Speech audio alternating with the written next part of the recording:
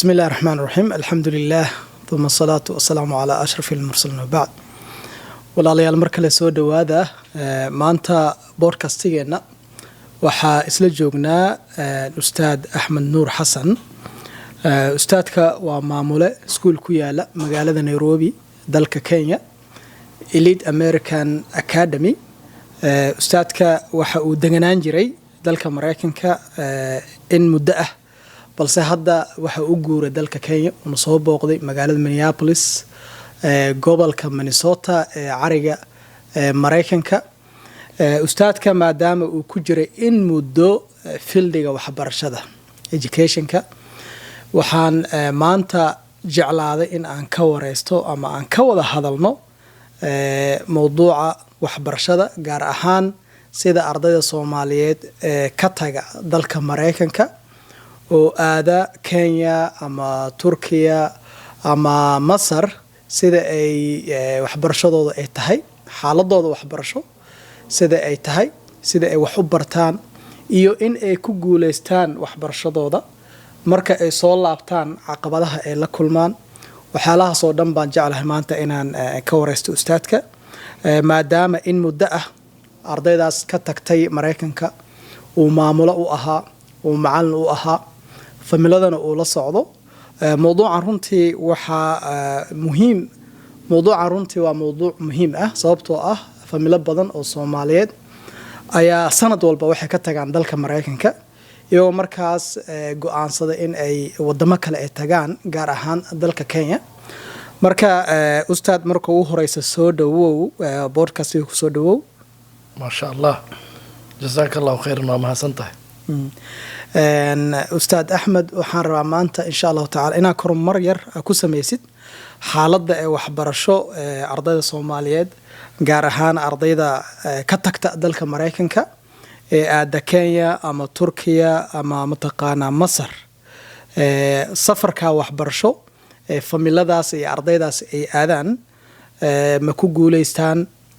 ma soo laabtaan yani xaaladaas wax yar in aad noo kormartid ayaa runtii jeclaan lahaa soo dhawow ما شاء الله جزاك الله خيرا دكتور حدك دكتور عبد الرحمن وما سنتهي مركلته ومد الصوماليات ملك استيجوغان نداونيا وأنا سلاميا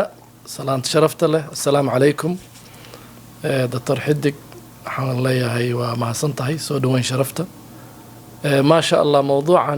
اللي قعد صدي إن بودكاست يكسو جيديو ما شاء الله oo tacliinta ku saabsan ardayda wadankan aan hadda joogno maaragtay Mareykanka ka tagta aada wadamada kale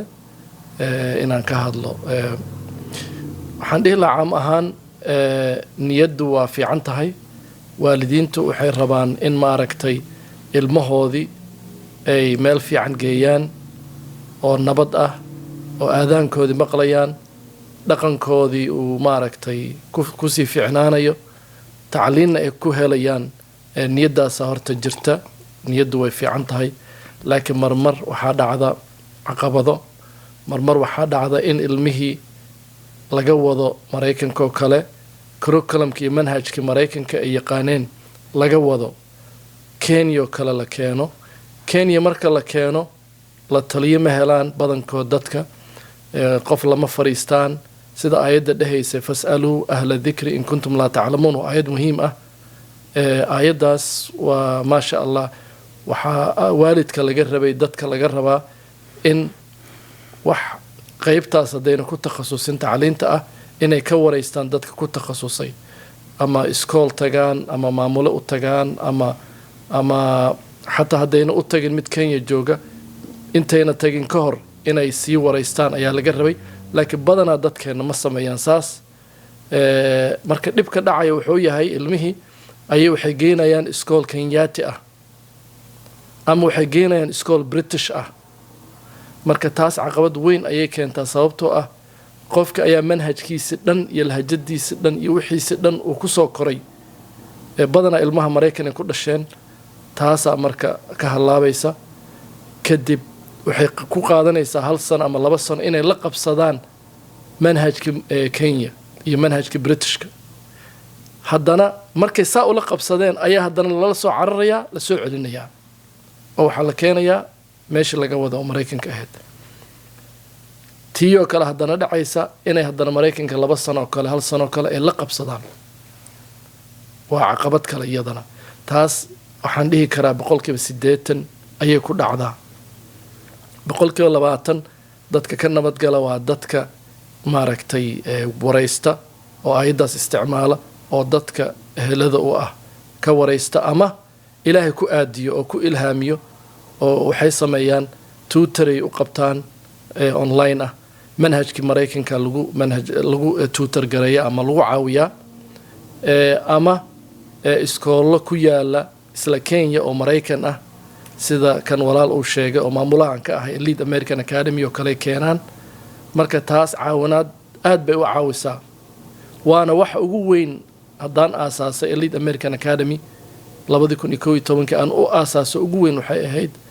in aan dadka u hiiliyo ardayda u hiiliyo ama ha imaadaan Turkey ama ilaan dad reer guuraayana waa carcararaynaaye inaan u hiilino taasa ugu talagalay marka anoo soo koobaya qaybta hore waxaan leeyahay caqabadaasa horta ugu weyn 80% way galaan caqabadii oo dhibku ku dhacaa ilmihii 20% way ka nabadgalaan maasha Allah ustaad aad baad u mahadsan tahay runtii waxyaalo badan baa ka hadashay macluumaad badan baana siisay macluumaadka gudaha u galaynaa mid ayaan u falanqeyn doonaa insha Allah taala laakiin waxaan rabaa familada markay tusaale ahaan Maraykanka ay ka baxayaan ama Yurub ay ka baxayaan oo ay rabaan inay Kenya tagaan ama Turkiya ay tagaan ama Masar ay tagaan in badan oo iyaga kamid ah qorshe la'aan ay baxaan waxaa laga yaabaa hooyadii kaliya in ilmihii wadato aabihii uusan waxba ka ogeyn ama aabihii uu og yahay hooyadii iyo aabihii ilmihii aysan wada wadin marka waxaan rabaa halkaas inaan safarkeena ka bilaabo oo aad noo sharaxdid familada aabba la'aanta ama waalidkii isla socon caruurta geeya Kenya ama Turkiya ama mataqaanaa Masar wadankii walba ha ahaadee yacni caqabad intee la eg ayaa soo food saarta sababtan ku weydiinay su'aashaasna waxa weeyaan halkaas waa halka khilaafaadku ka bilowdo waa halka guusha ama khasaaruhu uu ka bilowdo marka waxaan rabaa halkaas inaad naga kaxaysid oo markaas waxa weeye ilmaha guuleysta oo waxbarashadooda ama dhaqankooda ama diintooda ku soo guuleysta iyo ilmaha aan ku soo guuleysan halkaas aad naga tusisid insha Allah waa mahadsan tahay Dr. Cabdiraxmaan mar kaleeto waa su'aal aad maasha Allah u fiican oo muhiimna ah waalidiintu waa saa sheegtay dhowrkaada guri ama dhowr qaybood ayay ku kala jiraan mid ka mid ah waa laba waalid oo isla socda ama physical ha iskula socdaan ama qalbiyan ha iskula socdaan mowqif ahaan groupna waa group aan isla socon ama single father ama single mother ha la ahaado ama ha la isku dhaco ama physicalba yaa la isla joogin taasaa marka caqabada keenta caqabadaha saa ogtihiin far kaliya fool ma dhaqdaa la yiri marka waxaa loo baahan yahay team waxaa loo baahan yahay hooyo iyo aabe labadaba ayaa loo baahan yahay waxaan arkay waalidiin badan oo iyagoo isla socda ilmihii noo keena hadday noqoto markaan Turkiga joogin 2020 ilaa iyo 2022 Ankara iyo Istanbulba waalidiinta markay noo keenaan ama laga soo bilaabo 2022 ilaa iyo hadda Nairobi laba waalid oo isla socda markay noo keenaan waxaa arkaysaa labada waalid oo nala fadhiya na wareysanaya ilmihii maaragtay ka warhaya ayaa arkaysaa ilmihii tusaale ahaan hadday teenager yihiin oo kale waxaad dareemaysaa in maaragtay cabsi ay jirto aabihiyaa jooga hooyadiyaa joogta labada dhinacba balanceyaa jira ilmihii marka ilmo waxay noqonayaan stable ah ilmo degan ilmo fiican ilmo horumar gaara ayay badanaa noqdaan marka labada waalid isla joogaan oo isku mowqif yihiin taasna daliilkeeda waa aragnay marmar waxaa dhacda waalidiintu isla socon physically macnaha labadoodii isla socdo ma imaadaan laakiin telefoon ahaan ayaa aabihii oo kale badanaa shaqo kusoo maqan oo Maraykan soo jooga uuna soo waco naga warhayo su'aalana weydiiyaa aad nooga warhaya aad maaragtay wax walba ka warhaya maalin buu cunugiis ku dhacaya ka warhaya groupkaas iyagana waxaan aragnay dhowr iyo 10 sano soo shaqaynaynay in iyagana ay horumar gaareen iyagana aragnay marka taas waxaa ka arkaysaa in waalidka marba hadduu isla shaqaynayo ama isla socdo inay horumar gaarayaan dhinaca kaleeto hadday isla shaqaynayna jawaabtu waa horumar ma gaarayaan tusaalooyin badan baa jira marka waa iska caddahay qodob muhiimad ka hadashay ustaad qodobkaasna waxa weeyaan waalidku inuu physically iyo emotionally ay isla socdaan haddii waalidku xataa uu maqan yahay in uu yacni emotionally uu joogo qayb muhiima ayay ka tahay ma garanaysaa ilmaha in ay successful noqdaan marka si fiican baa qodobka u sharaxday marka hadda markii waalidku ilmaha ay keenaan Nairobi tusaale ahaan ma waxay sameeyaan bilaha ugu horeysa guriga miyay iska joogaan inta ay dalka la qabsanayaan mise isla markiiba iskuul ayay geeyaan waxaan rabaa halkaas wax yar in iftiimisid maasha Allah waalidiintu fikradooda waa kala duwan tahay qaar waxay jecel yihiin ilmihii inay nastaan tusaale ahaan waqtiga iskoolka fasax yahay oo kale ayay badanaa keenaan sida June July iyo August ay keenaan marka waxay jecel yihiin ay ku leeyihiin wayna ku saxan yihiin dhinaca ka fiiriso ilmihii sanadkoo dhan bay wax soo dhigteen Minnesota ka keenay Arizona ka keenay Seattle ka keenay Virginia ka keenay bay ku leeyihiin ama Maine xooga inay nastaan aan rabnaa oo de summer baa lagu jiraayo sanadka dhan bay wax baranayeen kadib marka way nastaan ilmihii xoogaa gaab baa gala inkastoo de ay raaxaysteen ay nasteen qaar waxay sameeyaan ilmihii nasasho dhan bayba u diidaanba neeftay ku dhajiyaan 6 beri ayay maaragtay waxay geeyaan isla markiiba ilmihii oo u bartay weekend school inay aadaan weekend dugsi aan dhaho kaliya inay aadaan bay hal mar surprise waxay uga dhigaan 7 beri oo dugsi ah ama 6 beri oo dugsi ah ilmihii marka shaaga ku dhacayo ka mentor ahaan ama dhiirigeliye ahaan markaan dadka la talinayo badanaa waxaan dhahaa weligaa hal mar waxaa ku boodin weligaa isbeddel hal mar ah oo kadis ah ha samaynin ilmahaagana ha ku samaynin wax fiican maa qofka shaagaa ku dhacaya marka waxay sameeyaan dugsigaasay geeyaan dugsigaasa marka waxay dhahaan anaga dugsiyaan rabnaa waddan muslimna keenay kaasaa kasoo tagnay marka waa inay dugsiga horta qur-aanka waa inay xifdiyaan ay leeyihiin full time ay geynayaan 2 sano ayay saas ku haynayaan ama 1 sano waxaa dhacaya marka ilmihii maadigii dhammaa ayay bataatanba hilmaamayaan iyadana waa caqabad kale maaha qur-aanka in la diidayo laakiin markaan la talinayna waxaan dhahnaa wax walba balance ka dhig 80-20 principle oo kale marka qur-aankii aad rabtay iyo xifdigii qofku u diidan ma leh badi 80% ka dhigo laakiin maadigii haba noqoto xataa 2 saac oo guriga loogu imaado ama xarumaha iskoolada Maraykanka waddanka tagtid ku yaala oo 2 saac u tagto qaarkood way ka aqbalayaan sida Elite American Academy uge hal lagu caawiyo 2 saac isbedel waxoodana way xasuusanayaan way retain gareynayaan quraankoodina way wataan marka ilmaha marka ku bilaabayso waxaan dhihi lahaa 2 bari ugu bilaaw 2 bari ay yaqaaneen hal maalin ugu dar 3 bari uga dhig bil kadib 4 bari uga dhig bil kadib 5 bari uga dhig ما شاء الله أستاذ حرب وحير إن أدب يعلسو والدك مركا أي ربان المهد صالحان مراكنا ككينين وحير ربان إسلام مركي بأني دكسو قرآن أي جيان يعني intention كودا نيدو ذم حكوها يعني ما وحير ربان إن أي قرآن كسنة جذوه ذو كودا ميان ما يعني وحير ربان لحبلود جذوه إن كودا ميان وحير ربان لبصنو أنا حرب أنا فهمه ما waxay ka tahay wax iska degdeg ah oo emergency ah soo ognahay waxbarashadu inaysan degdeg gelin mise waxay rabaan yani in ay saasay u fahansan yihiin ba marka qodobkaas rabaa wax yar inta dib igu laabatid inaan haddii waalid una dhageysanayo inaan ka saxnaa rabnaa hadday saxan yihiinna inaan dhahno waaya waa saxantihiinna ku socda maasha allah waa horta shanta farood isku mid maaha waalidiintuna waa sidoo kale intaan aragna badanaa degdega ku jira sababtoo ah waxay ku leeyihiin waa soo guurnay odaygaa shaqaynaya oo biilkii maraykanka dhiibaya biil kaloo cusub uusan u baran buu dhiibayaa marka waqti badan lama joogi karo waddankan waa in 2 sano gudahood ama 3 sano gudahood ama 1 sano aan laabanno oo wax meeshaan kala tagno marka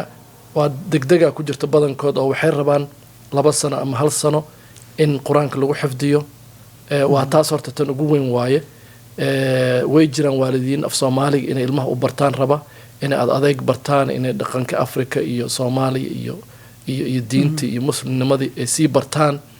way rabaan oo ilmihii ay ka soo saaraan ilmo maasha Allah way jiraan badana degdegtaasaa jirta degdegtaas faa'iiday leedahay laakiin saa idin sheegay waxay u baahan tahay transition waxay u baahan tahay tartiib badana markaan tusaale dhiibayo ka mentor ahaan waxaan dhahaa diyaaradda markay kacayso camal stylekaas hal la isticmaalo diyaaradda markay kacayso waa aragtay sida helicopterka hal mar ma kacdo saasay u kacdaa oo waa tartiib markay meel fiican gaarto ayay stable noqotaa markaasaa cunto qaybintii wixii la bilaabayaa marka ilmahana sidoo kale labadii beriya yaqaaneen ku bilaaw waa saa hore usoo sheegay insha allah marka dib doctor haddaan ugu laabto su-aashaadii yaas degdegaa ku jirto degdegtaasna faa'iidana way keentaa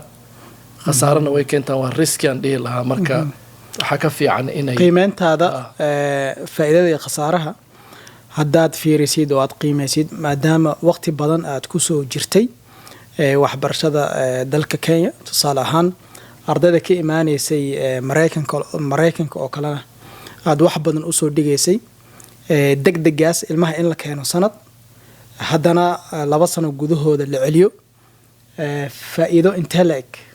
ayay keeni kartaa khasaaruhuna intee ayuu la egyahay qiimeyn ahaan haddaad fiirisid waxaan dhihi lahaa aniga khasaarada badan khasaarada sababtay u badan tahay ilmaha waxaan waa ilmo waaye maskaxdooda jirkooda waxood dhanaa jiljilicsan systemka dhanba maba u baranba systemka Africa waa harsh system waa system tough ah maarta waxay u barteen fast foodkoodii AC-goodii heatkoodii waxoodii ma helayaan waxay helayaan all of a sudden wax surprise gareeya ama daqsi ama electric shock ama bus ama dhiiqo ama waxbay arkayaan anaga nala weyneyn dad waaweyn haddaan nahay laakiin iyaga big deal la ah marka waxaa waaye taasaa horta caqabadda ugu weyn taas waaye khasaaradaana badan mar kaleeto haddaan ku celiyo qaybta ah maaragtay inay faa'iidaan oo qur-aanka xifdiyaan oo maaragtay ay khayr la soo laabtaan way dhacdaa waxaan dhihi lahaa maybe 20% 80 haddaan marka la isticmaalno 80%na waxaa waaye waxaa laga yaabaa ilmihii inuu safaaradda waxo ama dhib sameeyo ama dhaho ballanba iga soo qaadeen oo maaragtay waxay dhahdeen 3 bilood bas aan maqnaanayna 3 sano meesha lagu hayo waa caqabad kale iyadana hadda doctorku uu weydiinin laakiin aan ku darayo ballanta la soo qaadayo iyadana waa another issue oo ilmihii waxay ku dhahayaan ma rabi inaan quraan barto sababtoo ah ballan 3 bilood iga soo qaaday ma rabi inaan meeshan joogo ustaad waa u imaanaynaa su-aasha ku xigta oo aan rabay inaan ku weydiiyo ayay ahayd balse yacni fahamkan runtii waa fahan u baahan waalidkeena inay wax badan ka ogaadaan oo runtii u baahan in laga saxo sababtoo ah qur-aanka la rabo ardayda inay barato oo la rabo annaga inaan raacno maadaama dad muslimiin aan nahay waxaa ku qoran yacni wacbud rabbaka xataa ya'tiyaka alyaqiin macnaa ilaa aad dhimanaysid cilmigan iyo ilaahay inaad caabudid ilaahay ku abuurtay inaad baratid ilaa inta aad dhimanaysid ayaa lagu amray in aad wadid safarkaas ilaa maalinta godkaaga aad gelaysid ayaad wadaysaa nabiga sal allahu alay wasalam waa tii lagu amraya aayaddii kale qur-aanka waqul rabbi zidnii cilma yacni saxaabadana markaad fiirisid in badan oo ka mid ah qur-aanka xataa maysan dhameen in badan oo ka mid ah wax yar ayay ka yaqaaneen marka horta waxaa laga yaabaa qur-aanka inaan si boobsihiisa u baranno yacni d n a deena soomaali ahaan ayay ku jirtaa dhaqankeenna waaye yacni haddana waxaan isleeyahay anigu waa waxaa la joogaa waqtigii loo baahnaa in laga daba tago oo la soxo fahamkaas su-aasha kale oo aan raba inaan ku weydiiyo waxaa weeye ustaad caqabad intee la eg ayay ardayda ilmaha la kaxeeyo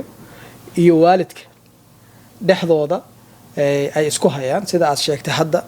ilmaha waxaa laga yaabaa balan in loo soo qaaday oo la yiraahdo 3 bilood ama 6 bilood gudahooda waa noqonaynaa laakiin 3 sano 4 sano 5 sano lagu hayo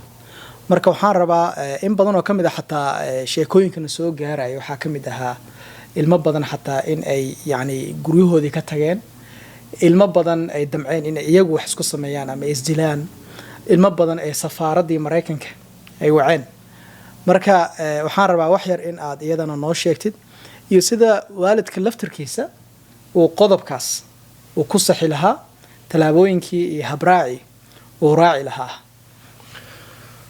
maasha allah horta kaysas badan baan aniga usoo joogay oo safaarada wacay oo waalidka dacweeyey oo dhib sameeyey maaragtay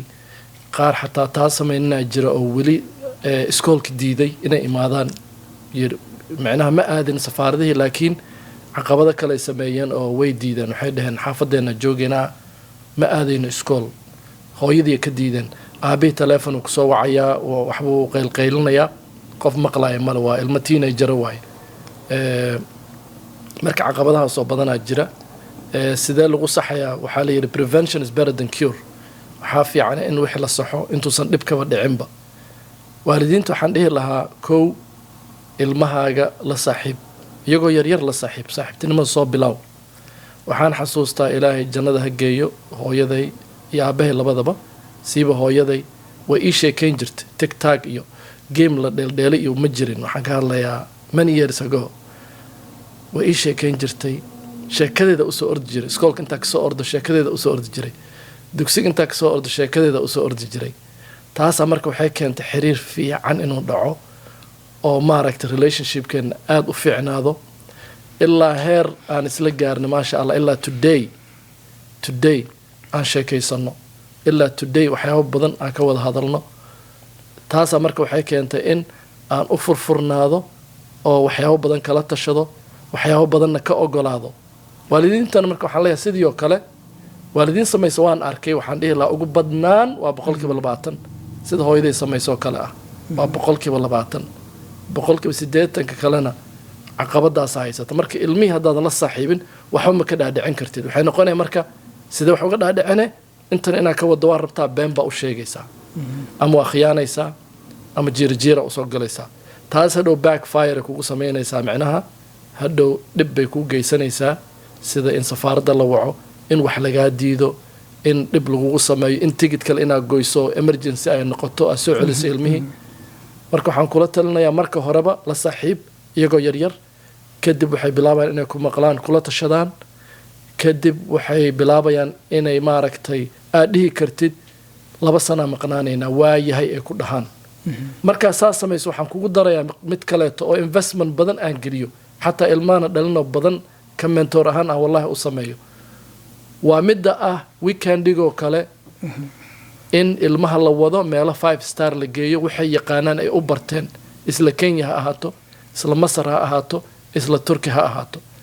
waxay u barteen burgerkooda gee pizza u barteen pizzadooda gee meel lagu ciyaaro playground gee meel 5 star gee waxooda gee u macaani meesha Mareykanka wax kale uguma ordayaan burger iyo pizza iyo wax dhaldhalaal bay ugu ordayaan dhaldhalaal Kenya waa ka jiraa Egyptna wuu ka jiraa Masar wuu ka jiraa Soomaaliya ka jiraa meel kasta wadanaan lahayn male gee ma soo laabanayaan hal tusaale idin siinaya waxaan tagay meel 3 saac u jirta oo Nakuru la yiraahdaan tagay wiil 19 jir ah la kulmay meel boarding school la yiri khudbad ka jeedi boarding schoolka u soconay inta u soconnaa isbaranay marka waa isbaranay waa isalaanay kadib hadal baan ka jeediyay boardingkaas hadalkan ka jeediyo aad uga helay markaan soo laabanaynay buu igu dhegay wiilkii markaan sii soconnayna wuxuu yidhi inaan laabtaan rabaa waa nacay meeshaan dhib waaye markaan soo laabanayna anuu igu dhegay wuxuu yidhi maasha allah markaa arkay inuu igu dhegay baa mentornimadeedii iyo dhiirigelinteedii isticmaalay KFC yaan geeyey jeebkaygaan ka dhiiba lacagta isaga iyo 2 wiil oo kale saddexdoodaba teenager ahay 19 18 16 waqti waxaasay jireen si fiican u dhargeen chickenkoodii iyo cuneen happy noqdeen anna marka waxaygaan gashtay waan ku akhriyay saa ugu akhrina wiilkii dhahayay hadda raba inaan laabto wuxuu yiri waddankaanaanba joogaa mana ka dhaqaaqayo hal I think hadday u badato waxoo dhan 2 saac ama 3 saac ay ahaayeen waalidkoodii waxbay ka dhaadhicin waayeen anna waa ka dhaadhicisee ku dhacday because luuqadoodii aan kula hadlay waxaan tusay in waddankan uu faa'iido leeyahay anaa tusaale iskaga soo qaatay waxaan dhahay maanta guriga ugu fiicnaa aan dego ayaan maanta deganahay anoo Kenya joogo Maraykan waagaa jooga ma degin maanta 2 booyaasaa ii shaqayso markaa Maraykan jooga hal xataa ma awoodin maanta raaxaan ku jiraa maanta baabuurka waa la ii wadaa wiilka waaba wuu waalan gaaray wuxuu yidhi maasha allah u dhahay marka qofka ilmahaaga waa inaa ka dhaadhiciso in waxay u ordayaan wax ka fiican inay meeshaan yaalaan haddaad tusi kartid taabsiin kartid weligood ma laabanayaan iyagaaba ku xataa hadday laabtaan ay soo maqnaadaan bil iyagaa ku dhahaya naceli ustaad qodob runtii aad muhiim u ah ayaa hadalkaaga laga baran karaa qodobkaasna waxaa waaye waalidka ilmihiisa inuu waqti geliyo meesha la isku dhaafayna waa waqtiga waalidka haddii uu ilmihiisa la fadhiisto la sheekaysto waqti uu la qaato yacni waddankii cusbaa oo markaas la geeyey hadda waxay u haystaan waddankaas inuu xabsi iyaga ku yahay laakiin waalidka markuu la sheekaysto oo meelaha ay sheegaysay moolasha ah cuntooyinkaas ay u barteen Maraykanka ay ka barteen waalidka uu siiyo yacni waxay arkayaan in mataqaana meesha la keenay wax badan ay ka fiican tahay meeshii ay ka yimaadeen tusaalayaasha aad sheegtay oo ah mataqaana meeshaan waxaanu faa'iido ka helaynaa kow mataqaana waxaan ka helaynaa waxaas 2 waxaasan ka helaynaa 3 waxaasan ka helaynaa yacni waa muhiim ilmaha in loo sheego sababtana waxa weeyaan inaad adigii ilmihii isku same page ahaataan especially ilmaha markuu teenager yahay ama mataqaana ilmo ma garanaysaa weyn u yahay waxaa muhiim ah go'aankaaga adiga inaad marka hore adoo xataa go'aankaaga wata inaad ka bilowdid isagii inaad go'aankii la wadaagtay aad tirahdid ka waran hawsha haddaa sameyno yacni aniga faa'iidadaanaan ka helayaa Kenya haddii aan imaado adigana faa'iidadaasaa ka helaysaa marka waxaan rabaa hooyo aabe in aan isla qaadano waqti intaas la eg ayaan joogaynaa 5 sano kadib 6 sano kadib waan noqonaynaa marka isku soo duuduub qodobka aan ka qaadanayno hadalkaaga waxa weeyaan ilmahaaga waqti geli macnaheeda ma aha waddan kale geysay macnaheeda ma aha inaad waqti gelin waxa loo baahan yahay waqti inaad gelisid la fadhiisatid la sheekeysatid yacni waxa adigu aad rabtid barnaamijka iyo projectiga adigu aad rabtid in aad ka dhaadhicin kartid ilmahaaga haddii marka aad ka dhaadhicisid waa ku guuleysanaysaa in aad isla wada joogtaan ustaad su-aasha kale aan rabo inaan ku weydiiyo waxa waa intaas haddii aan uga baxno hordhici xagga waxbarashada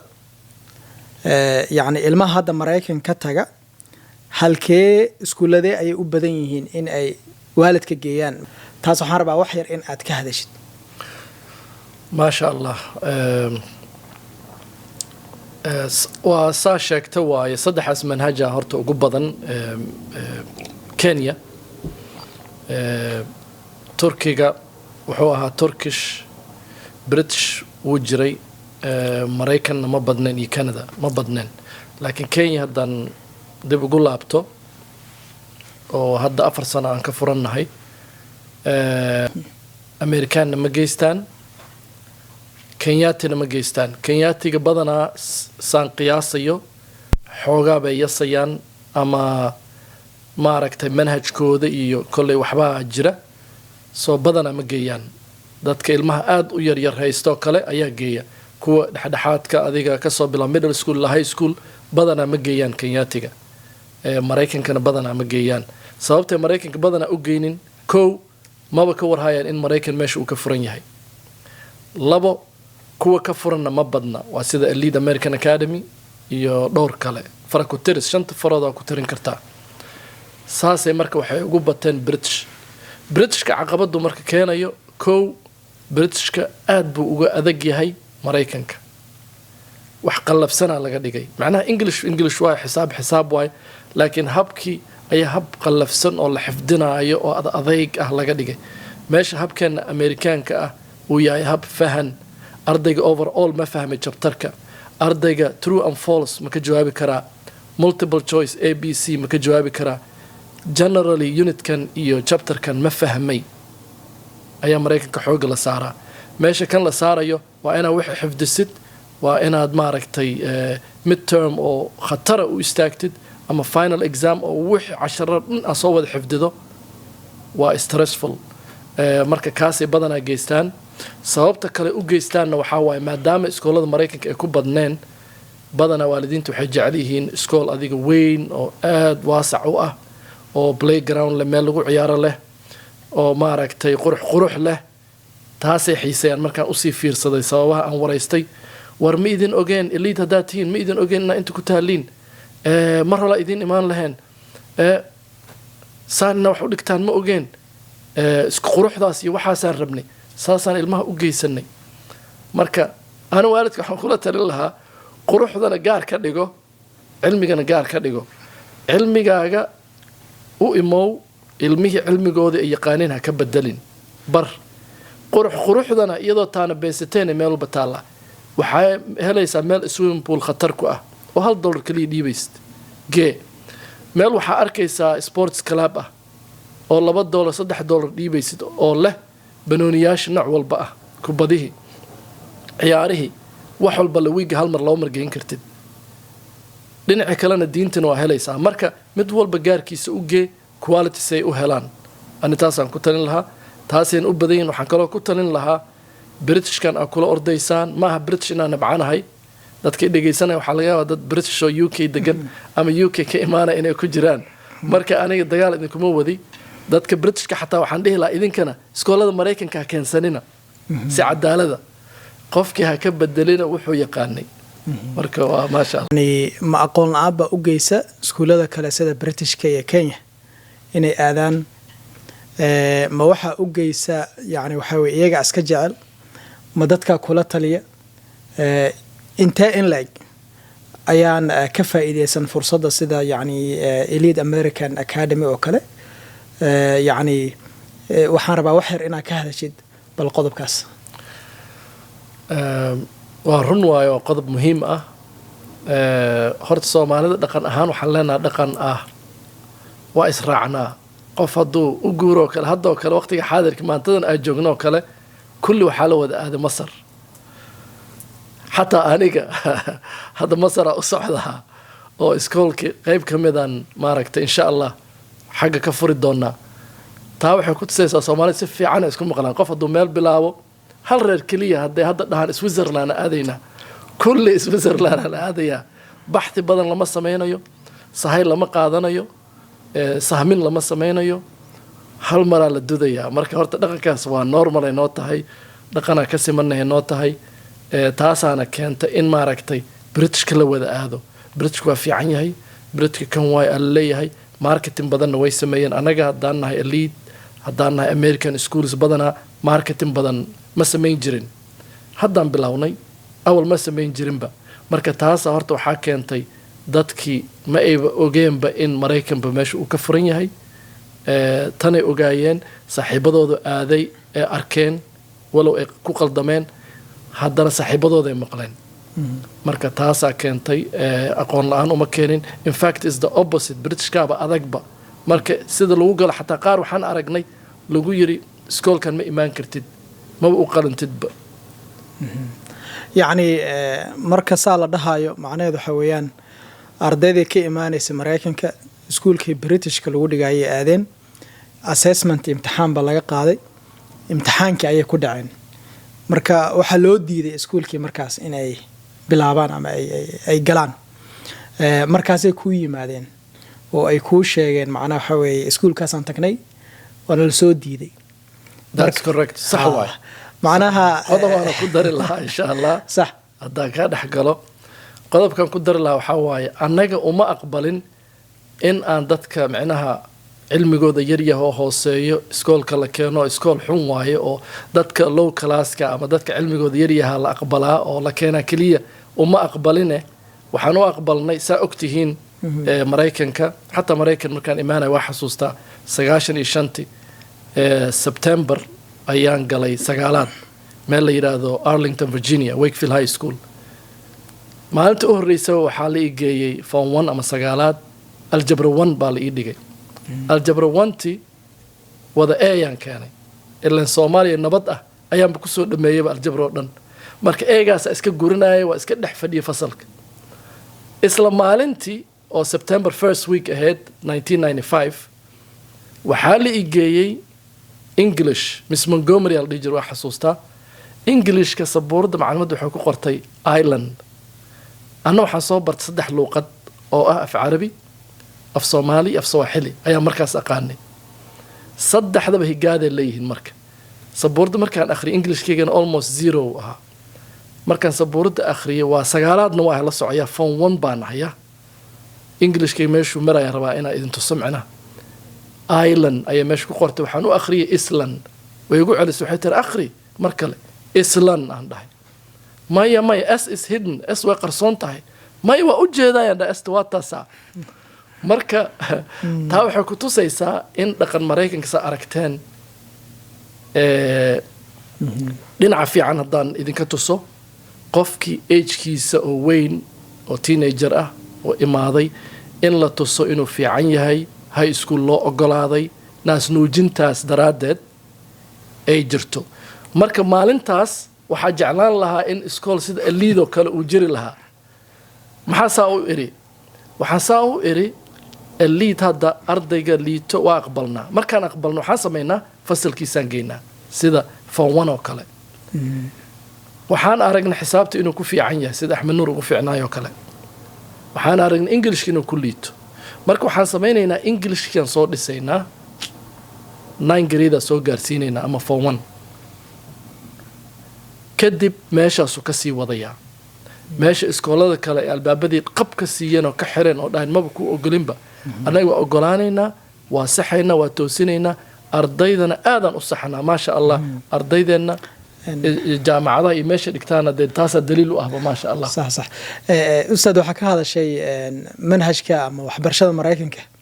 sida u dhisan tahay oo ah qofka ma garanaysaa in lagu tixgeliyo age-kiisa da'diisa isagoo fasalka sagaalaad ku jira in la yiraahdo hore u sii soco balse waxaan kuu sameynaynaa waxay dhahaan intervention yani macallin gaar ah oo maadaama aad Englishka ku liidatid macallin gaar ah ayaan kuu qabanaynaa da'daadii kuguma celinayno marka ardaygaas horto marka koowaad waxa waa niyadda loo dhisay mar labaad yani waxa way waa la dhiirigeliyay oo waxa la rabaa hore inuu sii socdo meesha manhajka Britishka waa cagsi yahay oo ka soo horjeedo hawshaas yani waxaad arkaysaa حتى امتحانات مركز في ريسيت منهج كأي وحبرشة مريكان ك امتحانات هذا كويزس أيوب بدنيه يوم متقانا فهم ماشى وحبرشة متقانا بريتش سيستم ك وبدنيه هي معناها إن سنة كمركو لما هذا هالمر امتحان وين لكانه أرضي مركز هدو كده عنا جدال اللي قلنا هدو كوباسنا خراء يوسعنا مركز وحربا إن أدو حير صدق كلا أتكهذا شد ardayda soo laabata ardaygii Mareykan ay ku noolaa waxa la geeyay Kenya wuxuu ku soo laabtay sanado kadib wuxuu ku soo laabtay Mareykanka caqabad intee leeg ayuu ardaygaas la kulmaa isagoo soo qaatay manhajka Britishka tusaale ahaan marka haddana ku soo laabto dalka Mareykanka waxaan rabaa qodobkaas wax yar inaad ka hadashid sax waay kow horta waxaa jira ardaygana way ku xiran tahay caam ahaan ardayga way ku xiran tahay laakiin khaas ahaan badana caqabad ay la kulmaan sababtoo ah manhaj cusub oo kii ka duwan oo system ka duwan ah ayaa la soo baraa cunuga marka la keeno waxaa la dhahaa marmar oon maqalnay oon aragnay maba aqbalaynaba waxaa soo baratay ama transcriptiga la aqbalayn oo ah warqadii bedelka ama wuxuu soo bartaaba la aqbalayninba sida markay Kenya imaadaanba Britishka u diidaan waa intana loo diidaa sababtoo waxa islahayn lahjadii oo iyadana duwan because Britishka waa aragtay xataa qoraalkiisa spellingkiisa wixiisa dhan waa different curriculum ahaanna waa different curriculumka hadda u fiirsato qayb ka mid ah aad u adkeeyaan marka ardaydii waxay ku qaadanaysaa waqti badan inay la qabsadaan hadhow markay imaadaan haddana tiyo kala ku dhacaysa marmarna waaba loo diidaa waxaa la dhahaa sorry waa inaan sanadkaas dhan kugu celino qof 8 grade ahaa baa waxaa la leeyahay 8 grade next year haddana inaan noqoto waay mar kale baa lagu dhahayaa marka caqabadaasaa horta problemka ugu weyn ka dhaca haddaa mar kale su-aasha igu celisana waa ii waadixisa si fiican baa uga jawaabtay runtii waxaan rabaa in aan maadaama waqtigu nagu yaryahay in aan su-aasha kale u gudbo yacni Elite American Academy waxaan rabaa isla laftarkiisa kumaana weydiin waxyaalaha uga duwan yahay iskuulada kale inay fursad anagu dhan ay noo noqoto waalidka na dhageysanayana ay u noqoto in yani ay haystaan dooq kale inay haystaan alternative ama option kale in ay leeyihiin haddii aad Nairobi ku nooshahay marka waxay radaa ka hadli kartid Elite American Academy waxa uga duwan yahay iskuulada kale waa mahadsan tahay doctore wuxuu uga duwan yahay number 1 waa iskoolada farakutiriska ee Nairobi ku yaala waaye oo Mareykanka ah taas waa tan koowaad uu uga duwan yahay tan labaad uu uga duwan yahay waa dadka maamula oo ka shaqeeya oo wax ka dhiga waa dad Mareykan ah dad Mareykan joogay dhowr iyo 30 sano oo fahmaya ardayga oo arday Mareykan ka ahaa taas horta uga duwan tahay iskool kale oo leh waxaan dhihi karaa maba jiro ama waa hal iyo labo aan dhihi karaa taasuna waa iyadana waa mid kale midda kale waa manhajkii Mareykanka oo completely 100% ah dhammaystiran oo 1% xataa ay ka maqneen intaasoo qodob ayuu uga duwan yahay macallimiinta ka shaqeysa waa macallimiin la tababaray qaarkood laga yaabo xataa Kenyaan inay yihiin ama yihiin Philippine ama yihiin wadamo kale ka kala imaadeen laakiin manhajkii ayaa la baray lahjadii la baray waxaa la baray ilmihiisa ula dhaqmi lahaayeen ilmihi inay dilin ilmaha inay bahdilin dilka ma aha ul kaliya dilka wuxuu noqon karaa xataa sida macallimiinta wadamadaas adduunka saddexaad oo kale ilmaha ula hadlaan oh you will never learn nothing waa qalbi xun tahay waa qalbi adag tahay wax weligaa ma baranay sidoo kale ereydaas waxaan lagu soo baray Mareykanka wax ku soo baranay inaan mamnuuc tahay oo ardayga lagu dhihi karin waxaas oo dhan uga duwanahay Ustaad Axmed aad iyo aad ayaad u mahadsan tahay boorkastiga waxaan jeclahay inta inaan ku soo gabagabayno waxaan rabaa in aan daqiiqadan waalidka aan la hadlo yacni maanta programkeena boorkastigeena waxaan uga hadalnay ahmiyadda waxbarashadu ay leedahay guud ahaan iyo sida ardayda ka tagtay dalka Mareykanka ku nool yacni waxa weeye Nairobi tusaale ahaan ay u noqon karaan arday successful ah waxaan ka hadalnay marka laga tagayo qurbaha sida dalka Mareykanka oo kale in labada waalid qorshe ay ku baxaan oo ay ku tagaan oo yacni labada waalid iyagoo same page ah ay tagaan meeshii markaas ay rabaan ilmahooda in ay geeyaan in yacni waxa weeye dalka la tagayo si fiican loola qabsado ilmaha in waqti la siiyo waalidku uu la sheekaysto waalidku uu la fadhiisto waalidku mataqaanaa uu wadanka la qabadsiiyo ayaa loo baahan yahay sidoo kalena waxaa weeye manhajka waxbarasho ee markaas waxaa weeye ardayda ama ilmaha ka tagaysa dalka Mareykanka in loo baahan yahay manhaj yacni Mareykan ah in ay bartaan si markaas waxaa weeye markii ay kusoo laabtaan Mareykanka ay waxbarashadooda ula qabsadaan boorkaasigeena intaas iyo in ka badan ayaan maanta ka hadalnay waxaan mar kale u mahadcelinayaa ustaad Axmed Nuur oo aan jeclahay mar kale in aan is arki doono haddii allaha awoodda leh uu idmo intaasaa idinkaga tegayna khayr badan baan idin rajeynayaa mar kale aan is arkaynaa wasalaamu calaykum waraxmatullaahi wabarakaatuh